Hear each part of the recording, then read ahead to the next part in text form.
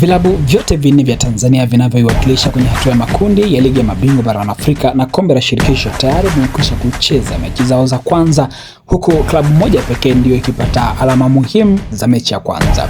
Yanga Sports Club ya Dar es Salaam Tanzania ilishinda katika uwanja wa New Amani dhidi ya AS FAR Rabat bao 1-0.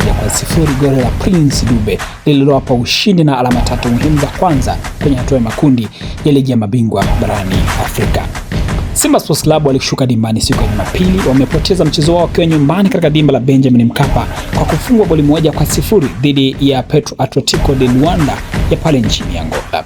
Simba wametengeneza rekodi na historia ya kipekee kwamba huu ndio mchezo wao wa kwanza wa ligi ya mabingwa barani Afrika kwenye hatua ya makundi kupoteza wakiwa wanacheza mchezo wa kwanza nyumbani tangu walipoanza kucheza katika mfululizo wao wa miaka takriban 8 ya kufanya vizuri kwenye soka la Afrika. Sasa wana kazi ya kwenda kujiuliza kutafuta alama zingine. Weekend ijayo watakuwa nchini Mali kuwakabili vijana wa Stade Malien ya pale nchini Mali kuzisaka alama muhimu zaidi, ambao pia nao katika mchezo wa kwanza walikwenda suluhu ya bila dhidi ya Esperance de Tunis ya pale nchini Tunisia.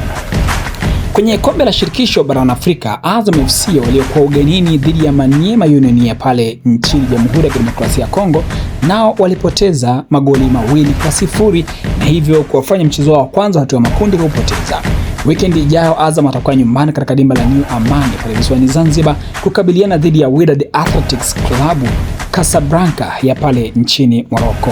Azam wanakuwa kwenye kundi la vilabu ya Wydad, Maniema pamoja na Nairobi United ambayo nayo itakuwa inacheza na Wydad Casablanca leo. Wana kazi ya kuhakikisha kwamba wanatafuta alama muhimu nyumbani dhidi ya timu ngumu zaidi kwenye kundi hilo.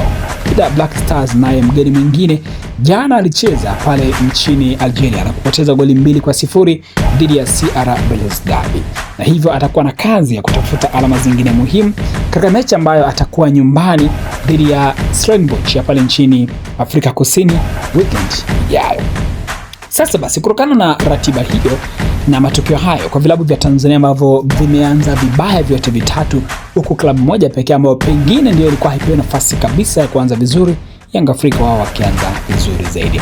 Kwa tathmini yako, umeona ni nini ambacho kimepelekea matokeo hayo kwa vilabu vyote vilivyocheza weekend hii? Tuandikie maoni yako. Hii ni Travel TV, mimi ni Mbushi Kwilasa. Asante kwa kutufuatilia. Hakikisha umesubscribe, like na kushare kupata taarifa nyingi zaidi za kimichezo.